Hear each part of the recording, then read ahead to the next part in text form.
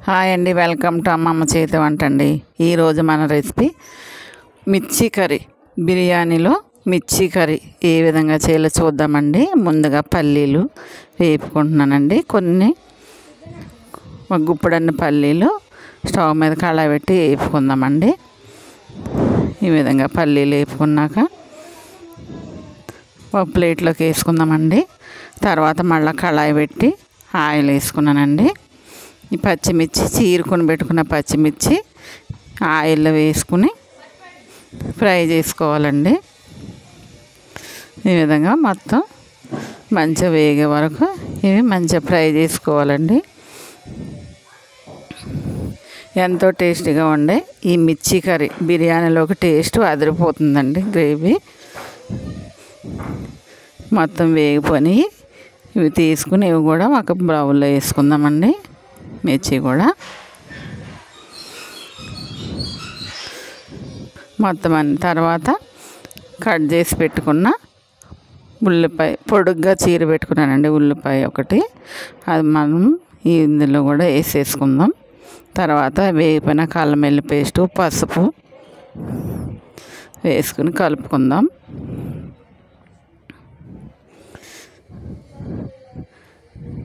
ఈ brown colour వచ్చే వరకు వేపుకొని తర్వాత దీనిలో ఒక టమాటా కట్ చేసి పెట్టుకుని సన్నగా వేసుకున్నానండి.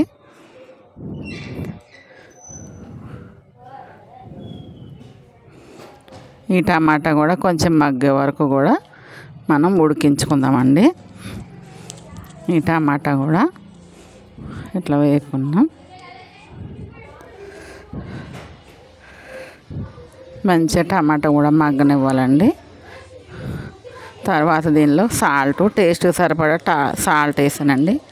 ఒక స్పూన్ కారం వేసానండి. ఇవన్నీ బాగా మిక్స్ చేసుకుందాము. తర్వాత వేపి పెట్టుకున్న ఫ్రై చేసుకున్న పచ్చిమిరపకాయలు దీనిలో వేసుకున్నానండి. పచ్చిమిర్చి దీనిలో వేసుకుందాం.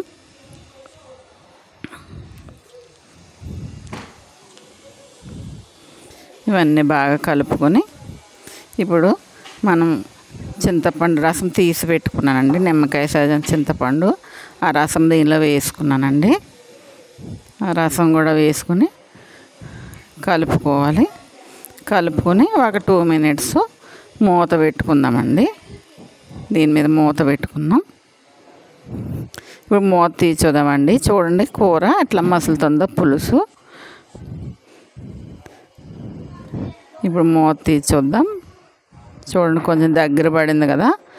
దగ్గర పడినప్పుడు మనం పల్లీలు వేపి పెట్టుకున్నాం కదండి, పొడి చేసి పెట్టుకున్నాను మిక్సీలో. ఆ పొడి దీనిలో వేసుకోవాలండి. ఈ పొడి దీనిలో వేసుకోవాలి. మంచిది కూడా మిక్స్ చేసుకుందాం. మిక్స్ చేసుకుని దీనిలో కొంచెం ధనియాల పొడి వేసానండి. గరం మసాలా పొడి, ధనియాలు మసాలా అన్నీ కలిపి పొడి చేసుకున్నాను వేసాను. ఇప్పుడు 1 minute మూత పెట్టుకుందాం. ఆయిల్ పైకి తేలుతుంది చూడండి. ఇట్లా దగ్గరికి అయిపోయింది. ఎంతో టేస్టీగా ఉంటుందండి ఈ మిర్చి కర్రీ. అయిపోయింది. ఒక బౌల్లోకి తీసుకున్నాం. ఎంతో టేస్టీగా ఉండే ఈ మిర్చి కర్రీ